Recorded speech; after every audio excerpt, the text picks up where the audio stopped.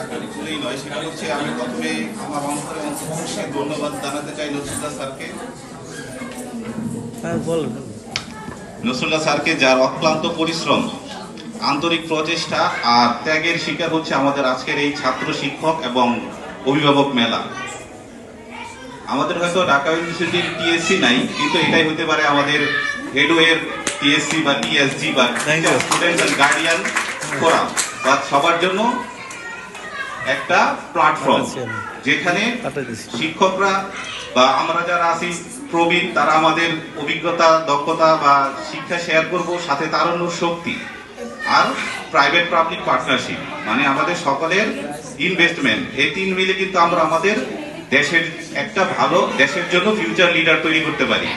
তো স্টুডেন্টস যারা, তারা হয়তো এখানে আসলে খুব ধৈর্য সহকারে নাই। স্টুডেন্টসরা দু একজন দেখতে পাচ্ছি তারা তাদের মতো কাজ করতে ব্যস্ত। হ্যাঁ, ওরা তো হয়তো জানে না যে ওরাই ফিউচারের লিডার। আমরা আসলে এখানে দেখতে চাই আমাদের ফিউচার লিডার। আমরা তো আমাদের মতো একটা সময় পার করছি, পড়ালেখা করছি বা যাই করছি, কিন্তু আমাদের স্টুডেন্টরা যে ফিউচার লিডার হবে, সেটা এলাকা ভিত্তিক হোক বা একটা ডিস্ট্রিক্ট ভিত্তিক হোক বা আমাদের দেশের হোক কিংবা পুরা সারা বিশ্বের হোক, এই প্রচেষ্টাই কিন্তু আমরা করতে চাই। এবং আমরা যদি একটা ভালো লিডার তৈরি করতে পারি দেশের জন্য, বা দেশের জন্য হোক, এলাকার জন্য হোক, তার কমিউনিটির জন্য হোক, যার জন্যই হোক, যে কোনো সেক্টরই হোক, সেটাই হবে আমাদের সফলতা। তা আমি আসলে স্টুডেন্টদেরকে কি বলবো, স্টুডেন্টরা এখন মুডে নাই, ওরা ওদের মতো সবাই কাজকর্ম করতে ব্যস্ত। আমি আর আমার কথা বাড়াবো না।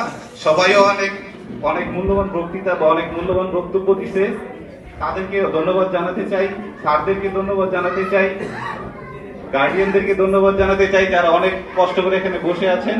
আর সেই সাথে সাথে সবাই এই ইনস্টিটিউটটা হেলো স্পিকিং একাডেমি আছে, একে এগিয়ে নিয়ে যাওয়ার জন্য সবার আন্তরিক প্রচেষ্টা, দোয়া এবং ইচ্ছাটা খুব বেশি করে চাই। ধন্যবাদ, ধন্যবাদ সবাইকে।